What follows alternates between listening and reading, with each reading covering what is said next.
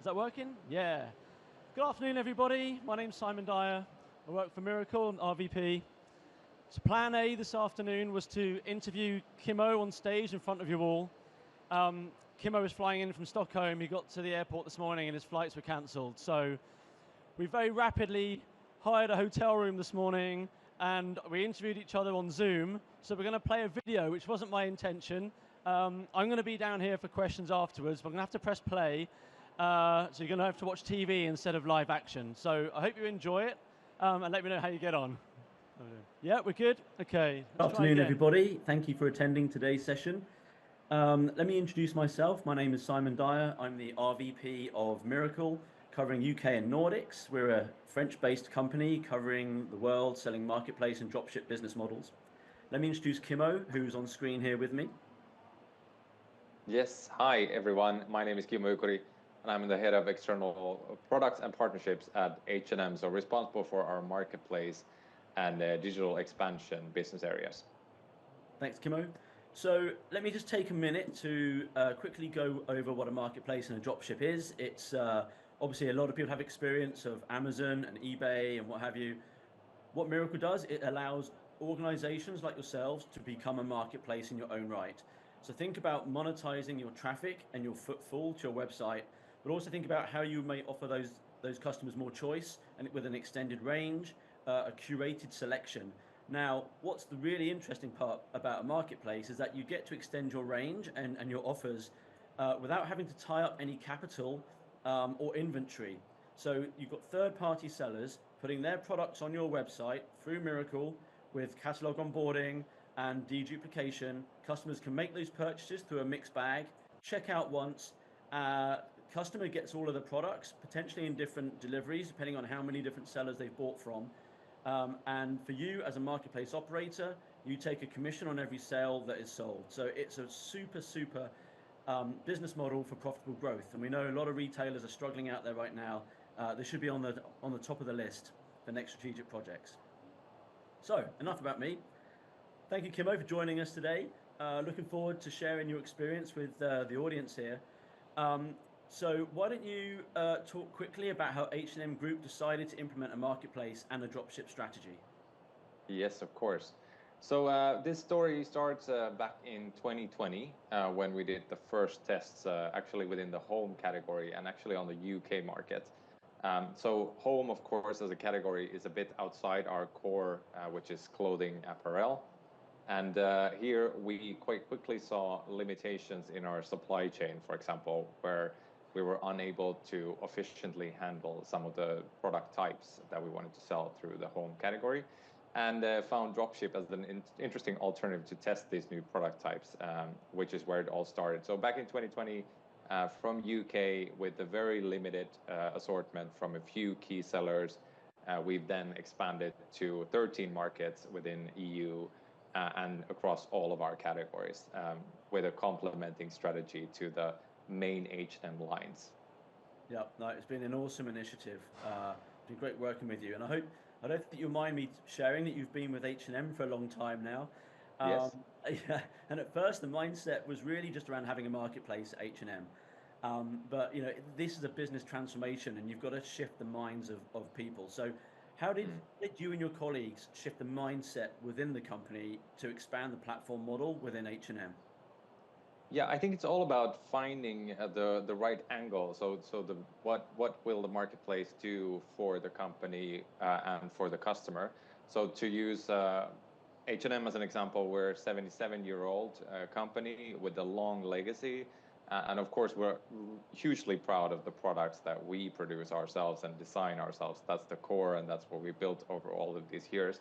But we do see this shift on the market as well, with the customer seeking for more variety, more width, more choice, and being sort of maybe a little bit less channel and brand loyal. So therefore, we wanted to explore this new opportunity to include other brands that we love, other brands that we feel are very complementing from a design, value for money, customer offer perspective, and that also share our values of, for example, sustainability, and great design. So that's where it kind of started. But as you said, it is a long transformation journey, and it does require the senior leadership to be on board, and it does require sort of a holistic strategy of how this assortment will sit in the totality, how will it be communicated to the customer, how will we still maintain, coherent pricing image towards the customer, for example. So it's a lot of different types of discussions that need to be had with the company, with a lot of different functions as well. But I think that's one of the reasons why it makes this type of project so interesting, and it's also a huge learning journey, I think, for any company to embark on. Yeah, you're right. There's a lot of questions a company has to ask itself as it embarks on a marketplace. It's more than just a technology project. So, so on that point, then, one of the challenges that comes up quite often early in conversations I have with businesses is around the fear of product cannibalization. The fact that if you've got third-party sellers selling products on your website, how do you ensure that customers continue to buy your products first? So that's a fear that's very real. Talk to me about how you and the H&M team manage that fear of product cannibalization, and talk about how a marketplace looks to increase its overall GMV across your core and non-core categories despite those fears. Yes. So I'd like to start by kind of stating the obvious, which is that even though you're looking into a marketplace or a dropship setup, there is a sort of continuum of freedom that you can give to the seller partners, where you as a platform operator can choose how you want to run your marketplace. So you can go the full freedom route, where the sellers are sort of fully in charge of what catalog they will be pushing to your marketplace, how they price it, or you can go to the very curated route. And I think how we've tackled this is, since we have this long legacy, we are hugely proud of our own collections, and we want to sort of protect that core, is that we've taken on this complementing lens to the marketplace assortment. So adjacent categories where we feel that we can strengthen them through great brand collaborations, through great products from other brands. And then also these categories that are non-core, like home, like beauty. We have managed to hugely strengthen them from a customer offer point of view. And then what's so great about the marketplace model is that it's so flexible. So as you mentioned in your intro, you're not bound by buying budget. You're not bound similarly with operational investment in the running of it. So you can test really fast, and you can adapt then according to the results that you're getting. So is the customer demand there? Did we sort of have maybe a slightly off idea from the beginning? We tweak it and we make it right over time. But what we've seen, or what I've seen throughout the sort of years and months that we've been doing this, is that through that iteration, through that testing and learning, we've been able to actually capture a larger share of wallet from the existing customer. We've been also able to attract new customers in some cases. And then we've been able to add to the customer lifetime value. And what I can see from the analysis that we've done is that there is really no cannibalization. And I think if you turn that around and sort of think of the opposite, which is the customer trying to find something on your site, they can't find it, they go somewhere else to buy it. And that's kind of the worst kind of cannibalization that you want to avoid. If we kind of paradigm shift that question, if you understand what I mean. Yeah, no, I understand, and it's a very real fear at the outset. But I think most of the businesses that work with us realize they would rather have a customer find the product they're looking for on their site, whether it's a first-party product or a third-party product. People who buy third-party products tend to buy first-party products too, so you end up with a bigger basket. And you'd rather take a percentage of something than 100% of nothing. So having third-party products sold on your website isn't necessarily the bad idea that people initially think it is. Great, and you mentioned lifetime customer experience there. I'd quite like to go into that a little more deeply. So you obviously you're tracking your customers' behavior, what have you noticed in the change in the demand, and how have you adjusted your strategy to respond to it? Yeah, so I think it comes with a lot of responsibility at the same time. So any kind of a category extension, introducing new product types, I think you need to figure out how to present it to your customer, how this new type of customer shops, and how these new type of products are optimally presented to the customers. So everything from merchandising to types of campaigns, and this can also vary from market to market. So I think we put a lot of effort in just the sort of initial understanding and sort of research and testing of what kind of brands do we want to bring. We want to believe in them wholeheartedly, also from a values perspective, but then especially from a customer offer perspective.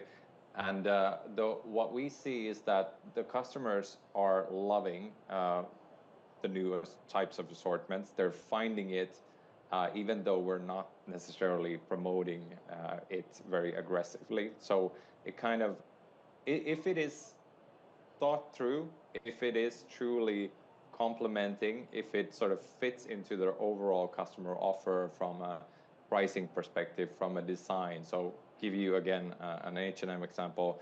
For us, it's super important that there is the value for money, which is H&M's core business idea is built on.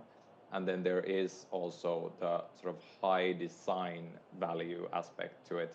And then the third leg is the sustainability. So we still want to be driving a change, even though we're working with other companies as well and other brands. So yeah, just this exploration from the customer, very open-minded adoption of these new types of products. And overall, we've seen that we've been able to keep very similar levels of Net Promoter Score, or even higher in some cases. And then we've been able to add on customer lifetime value to the customers who then start shopping these additional products. No, that makes a lot of sense.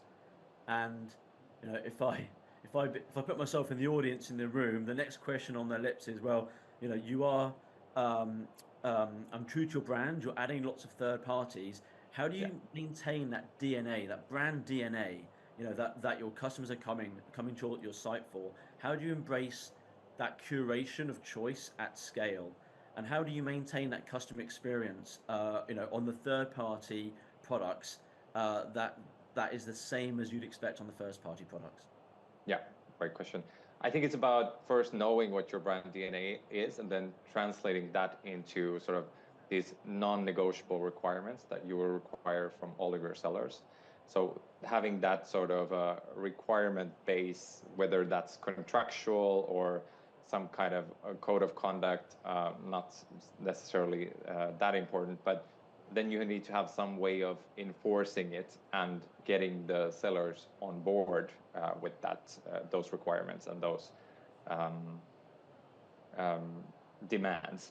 So if you have that and you use a lot of time in selecting the right type of partners, where there is a sort of long-term give and take type of partnership thinking, you maybe invest a little bit in actually getting them to understand how you want to work with this type of assortment on the platform side.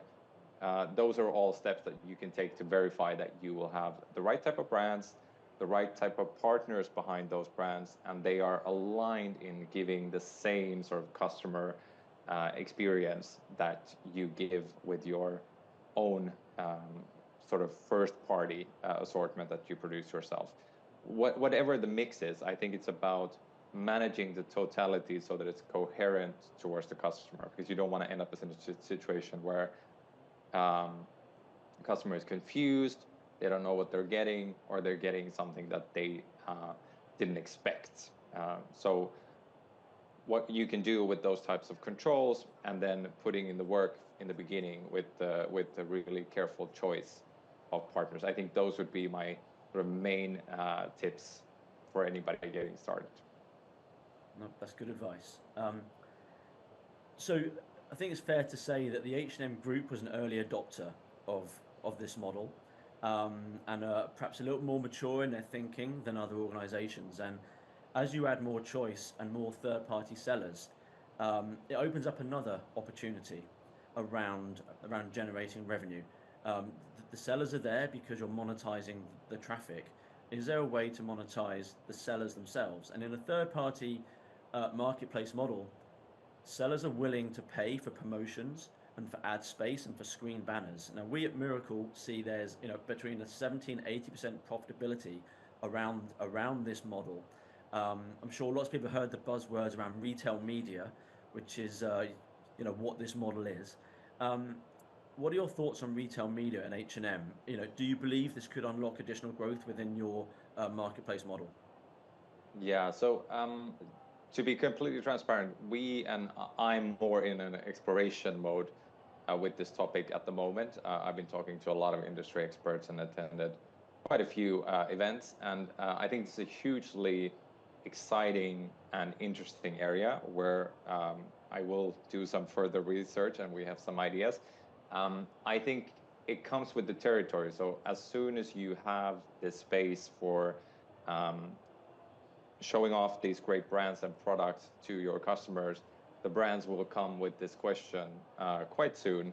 How can we promote our products? How can we get more visibility for them? How can we take part in campaigns? So it only makes sense that you have some type of process, you have some type of product that is ready to sell for these partners.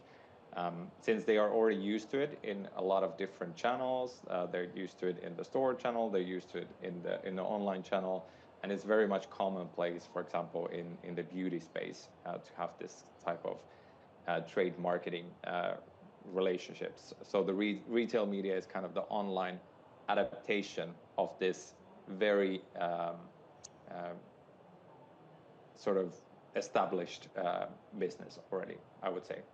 So very much interesting, and looking into it at the moment of how it could drive additional growth. And what you mentioned about the very attractive profit levels, of course, is super interesting. You have all these great success stories from Walmart building a huge retail media business in just a few years that's driving a huge chunk of their operating profit already last year. So of course, interesting for us as well to look into at some point. Yeah. When I talk about marketplaces, one of the tidbits that I like to share with businesses is that they're very focused on the customer experience, but in a marketplace, you also have to maintain a seller experience. Just because you have a fantastic website and great footfall doesn't mean that sellers will want to sell on your marketplace if it's difficult for them to work with you. And we're thinking about things like onboarding, catalogs, products, images. We're thinking about how often they change the pricing of those products on the front end, how they receive the order, how they fulfill that order. It's very important that sellers can work with you in a way that works for them. And there are different seller maturity levels for sure. So with this in mind then, how do you as H&M, as you grow your seller base, how do you collaborate with your sellers to ensure there's a strong partnership? Yeah, I think it's a great question. What we do, first of all, is that we are very curated in who we invite to work with us. And it's not because, we think that there are lots of great brands out there, but it comes down to what you're saying. It might not be just about the products themselves. It might be also about, how important is the partnership from our side versus for them? How much are we prioritizing the sort of customer experience that we're producing jointly? And then what are the capabilities as well? So I think when we started, there has been a huge shift on the market. It's a little bit different from category to category, I would say, but especially in the fashion, apparel, shoes side of things, things have been moving really fast. And today, I think it's hard to find a brand that has no concept of a marketplace or dropship. Whereas if you look back even 4 years, it was a lot of sort of educating the market as you went along. So that's, of course, a huge difference. There's also this whole ecosystem of partners, such as integrators, aggregators, even agencies that can run the marketplace business for the brands. So it's a completely different landscape, I would say. But then again, it comes down to actually sort of defining what it is that you want to offer to your customers, what are the non-negotiable sort of brand dimensions that also this marketplace assortment should always deliver on, whether that's price, design, can be anything limited to few categories, to a few markets, and then working backwards from those. So, okay, what kind of brands are they out there? And then having the discussions with them to understand if they see the world the same way that you do. And then, of course, putting sort of in place a rigorous onboarding sign-on process where the brands not only learn about your requirements, how you look after those requirements and sort of delivering on those, but then also a sort of more process and technical oriented onboarding where they learn the sort of ways of this platform, because every platform is slightly different, even if it was built on the same technical platform. It depends on the brand DNA, the culture in the company, all that comes together. Yeah, there are definitely many flavors of a marketplace. Finding the right one that works for your DNA and your business is key. As we come to the top of our time slot, I've got one final question. You've done this, you've lived it, you've been very successful. We call you a platform pioneer for having moved early. What advice would you give to the people in the room today who are thinking about implementing, a platform business model, be that marketplace or dropship? What experience can you share? Yeah, I'll try my best. I think it's about doing your homework first and foremost. It's not a magic bullet. It's not the tech itself that will make or break this project. It's about how do you actually define the strategy of what your marketplace is there to do, and how well is it anchored with the rest of the strategy of the company. So that comes down to really, really detailed alignment with the senior leadership of the company, that they understand the goals of the project, how is it measured. There's an understanding of how much are we willing to invest in time and money, and what is the expected payback period. And then also maybe understanding around how will this change our traditional core business, or will it? And then having a sort of very diligent change management process around that, so that the rest of the organization can also get on board.